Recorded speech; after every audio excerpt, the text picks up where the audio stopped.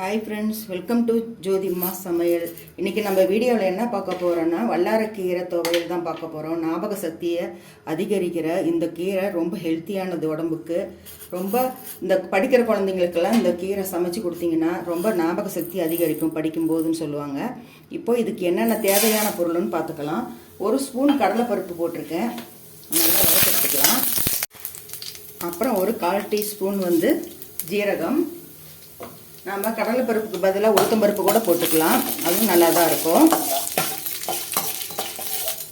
இப்போ இது செவக்க வறுத்துட்டு இப்போ சின்ன வெங்காயம் ஒரு கைப்பிடி அளவுக்கு எடுத்துருக்கேன், அதையும் போட்டு வறுத்துக்கலாம்.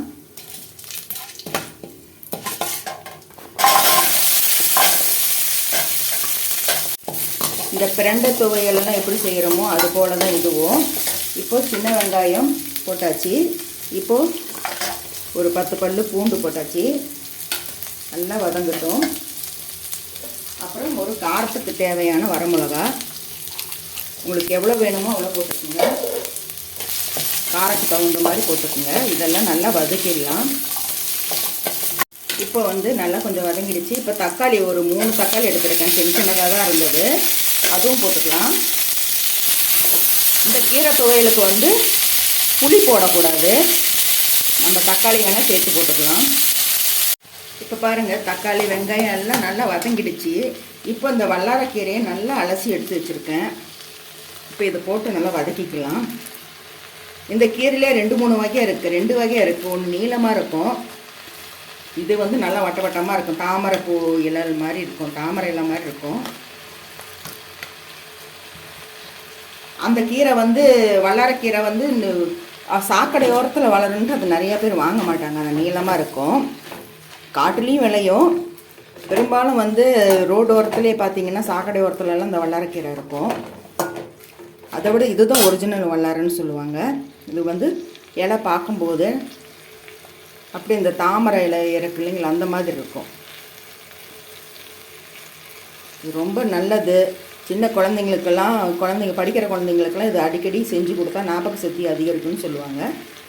நீங்கள் இது போல் செஞ்சு கொடுங்க. இப்போ இவ்வளோ கீரை இருக்குது, இது வதக்கினா கம்மியாக தான் ஆகிடும். இது நல்லா வதங்கின வாட்டி பார்க்கலாம். இப்போ பாருங்கள், நல்லா வதங்கிடுச்சு. இப்போ இந்த டேஜில் நாம் உப்பு போட்டுக்கலாம். நம்ம கீரை போட்டதுமே உப்பு போட்டால் அது நிறைய இருக்கிற மாதிரி இருக்கும், அந்த அளவுக்கு போட்டுருவோம். அது பிகினர்ஸ் அப்படி பண்ணிவிடுவாங்க. நமக்கு தெரியும், எந்த அளவுக்கு சமைக்கிறவங்களுக்கு தெரியும் எந்த அளவுக்கு உப்பு போடணுன்ட்டு. இப்போ இந்த மாதிரி கம்மியான வாட்டி போட்டால் நமக்கு தேவையான அளவு நம்ம உப்பு போட்டுக்கலாம். ஏன்னா கீரை நிறைய இருக்கும்போது என்னமோ இவ்வளோ இருக்குது அப்படின்ட்டு நம்ம அந்த அளவுக்கு தகுந்த மாதிரி போட்டுருவோம். இப்போ இது நல்லா வதங்கிடுச்சு. இது ஆறுனா வாட்டி அரைச்சி எடுத்துக்கலாம். வல்லாரக்கீரை துவையல் அரைச்சாச்சு. இப்போ இதுக்கு ஒரு தாளிப்பு கொடுத்துக்கலாம். இப்போ ஒரு ஸ்பூன் எண்ணெய் விட்டுருக்கேன், அது காஞ்சிட்ருக்கு. இப்போ கடுகு போட்டுக்கலாம். நல்லா பொரிஞ்சதுமே ஒரு வரமிளகா போட்டுக்கலாம். மிளகா, கொஞ்சம் கருவேப்பிலை. பார்த்திங்கன்னா நல்லா பொரிஞ்சிருச்சு. இப்போது நம்ம இது மேலே ஊற்றிடலாம். அவ்வளோதாங்க, வல்லாரக்கீரை துவையல் சூப்பராக ரெடி ஆகிடுச்சு. இது புளி சேர்க்கக்கூடாது. இப்போ கீரை கொஞ்சம் கசகர மாதிரி தான் இருக்கும், ஆனால் நல்லா டேஸ்ட் சூப்பராக இருக்குது. இப்போ பார்த்தீங்கன்னா நான் 3 தக்காளி போட்டிருக்கேன், அதனால் நல்லா கசப்பு அவ்வளோ தெரியல, நல்லா இருக்கும் இந்த வல்லாரக்கீரை. இப்போ அதில் டெக்கரேஷன் பண்ணிக்கலாம். இப்போ பார்த்தீங்கன்னா கேரட்டு பொரியல், வல்லாரக்கீரை துவையல், அப்புறம் ரசம் எல்லாம் ரெடி ஆகிடுச்சு. இப்போது இது எப்படி சேவ் பண்ணுறதுன்னு பார்க்கலாம்.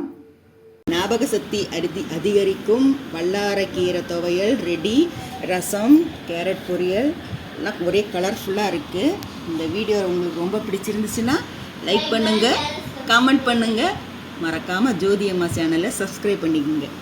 மீண்டும் உங்களை அடுத்த வீடியோ சந்திக்கின்றேன். பாய் பாய் சொல்லு.